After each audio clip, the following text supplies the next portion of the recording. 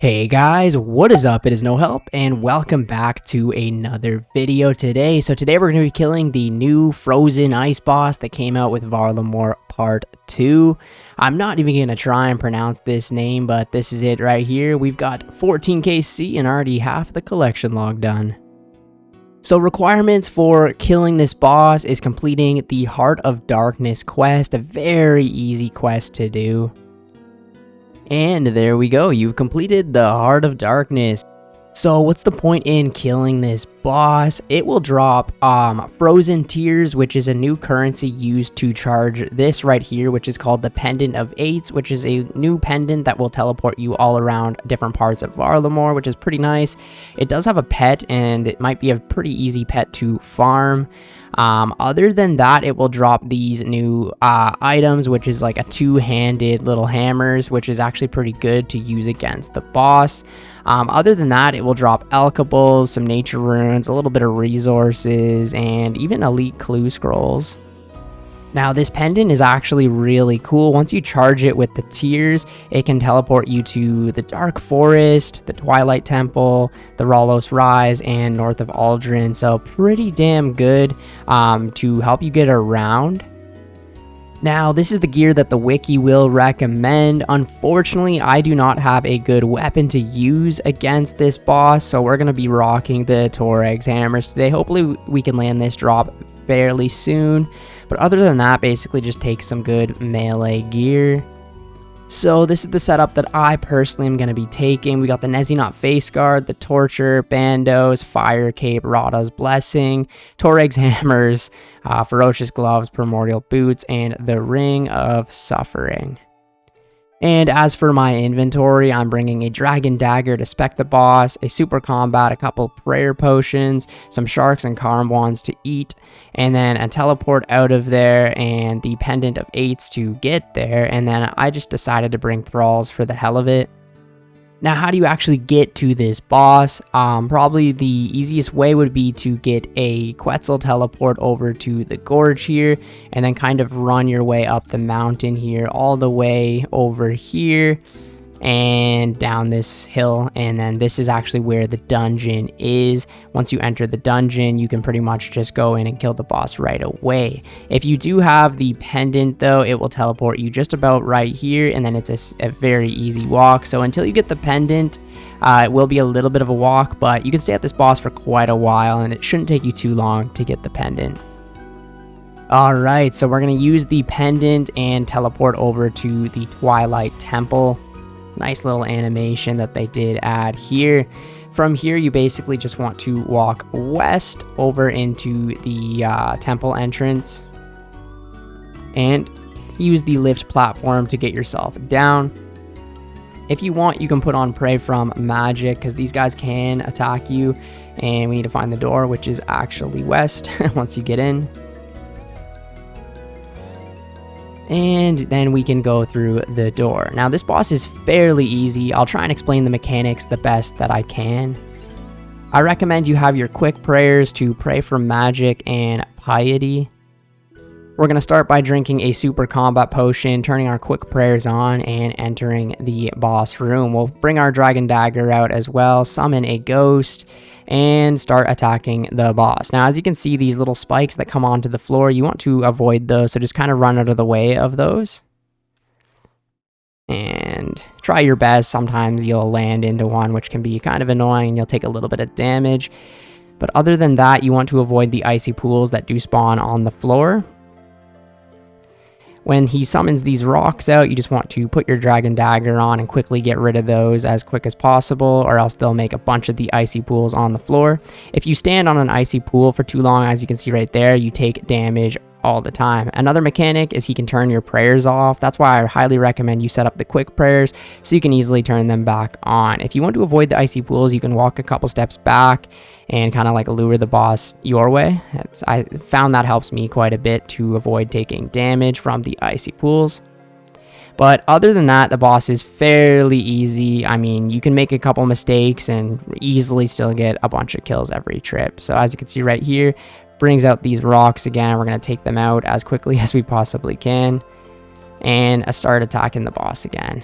Always try and avoid the spikes that come out of the ground, because you'll just take unnecessary damage. Quick prayer back on again. And that should be the kill. As you can see, didn't even use a piece of food.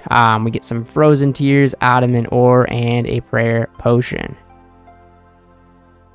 Guess we'll do another kill as an example, just because it does go fairly quickly, and this time we won't have our dragon dagger spec, so we can show a bit more of the mechanics this way.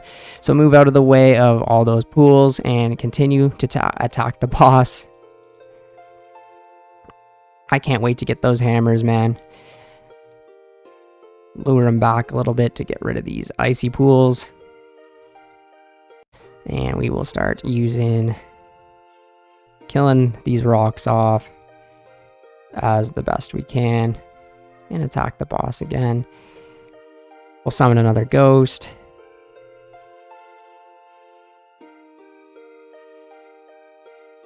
Lure them down. Quick prayers. It's a fairly simple fight. Shouldn't use too much food, so you might be able to last a while until you get the pendant anyways, because it is one hell of a hike until you get the pendant. It's a little bit harder, I guess, than the one that you fight during the quest, but it shouldn't be a problem to you at all. Even a mid-level account should be able to do this, no problem. Sometimes when he spawns 4 of these rocks, it can be a little annoying. You kind of have to be a little bit quicker with it, but other than that, fairly simple boss. And obviously, if you have a better weapon too, you'll be doing a lot more damage than I am. So should be able to take him out a lot quicker that way. But yeah, 2 kills, used like 1 piece of food because we made a mistake.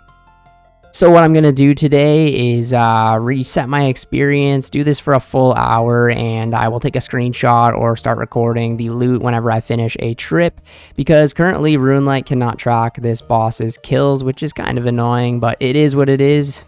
Did just come out, but yeah, we'll see you guys in a little bit. I'll obviously record if anything interesting happens, but I want to kill this boss for a solid hour. So we're starting it off with we've got 16 KC right now, so we'll see how many kills we can actually get in an hour or two. It's going to be quite a bit, I'm thinking.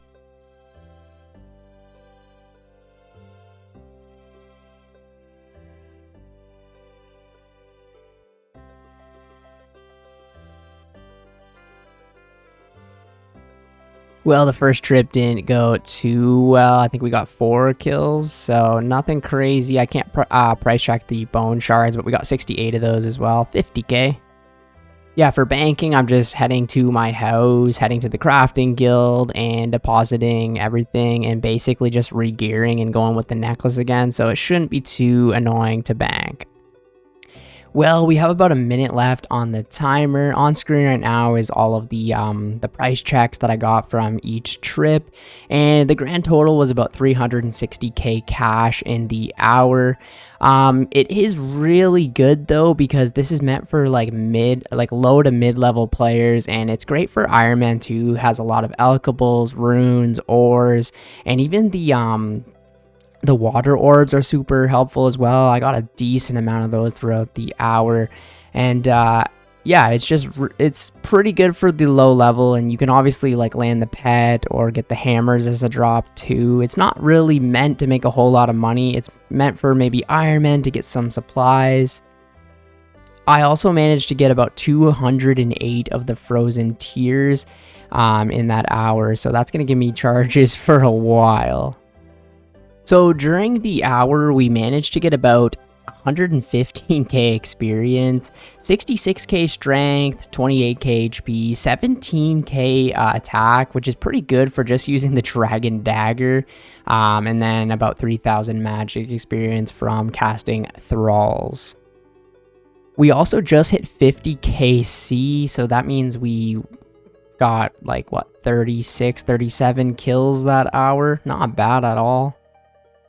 So the last thing I kind of want to say is the boss itself is genuinely a pretty enjoyable fight. Like the entire time that I'm killing this boss, I feel like I'm just getting better at it. And especially if you're like a lower level player, it teaches you a good amount of mechanics about movement, about like, you know, putting your prayers back on and stuff like that. I think it's definitely going to be good. I really like the fact that they're making like low level bosses. I was just thinking like if I made an account from scratch, I feel like I could probably kill this boss day one. Say I played like 10 plus hours or something like that, I probably could kill this boss day one. So like it is a good boss for like lower level people to kind of get into bossing and like learn a bunch of the different mechanics in the game. It's something that I really wish they would do a lot more of, is make these types of bosses for like lower level players to kind of get them the mechanics, give them like an opportunity to learn the mechanics, and then they just like, you know, you're a max player or something, and then you hop into something like raids or whatever, and you have really no PvM experience, because Slayer is very different than bossing, right? Like bossing is definitely a lot harder than Slayer. So it gives players a chance to like learn different mechanics of bosses, and then it might make it easier in the future for players to get into something like Zulrah or Vorkath or any of the bosses really in the game. Like it's just very, very good in my opinion. We got another pendant right there, man.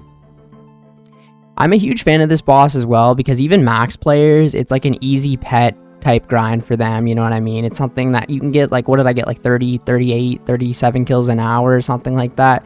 So it's a pet that will take you like it will be a pretty short pet to go for, right? And maybe if the hammers are a decent price, I'm not sure exactly what the hammers are listed at, like because it's still new, you know, we'll have to see a couple weeks from now what the hammers will actually be sold for, but could be a decent way to make some money on the side depending on the drop rate of the hammers or whatever. But if you want to get a bunch of the charges too, it can be a good thing. You just farm it for a couple of hours and you should have charges to teleport around Varlamore and Aldrin and stuff like that for a very long time. And that's kind of the reason that I wanted to check this boss out, is to get the amulet and the teleports. It would have been nice to actually get the hammers as well, but I probably would only ever use the hammers here. So yeah, maybe I'll camp it for a little bit longer and try and get the hammers. But overall, I've enjoyed my time at this boss, and I definitely can see lower level players like really can learn a lot from this and get themselves like into bossing a lot better this way. But yeah,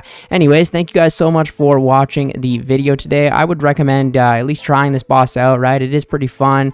Get a couple KC, get your insert and necklace and teleport, and you should be good to teleport around Varlamore. Anyways, thank you guys so much for watching the video today. I will catch you in the next one. See ya later.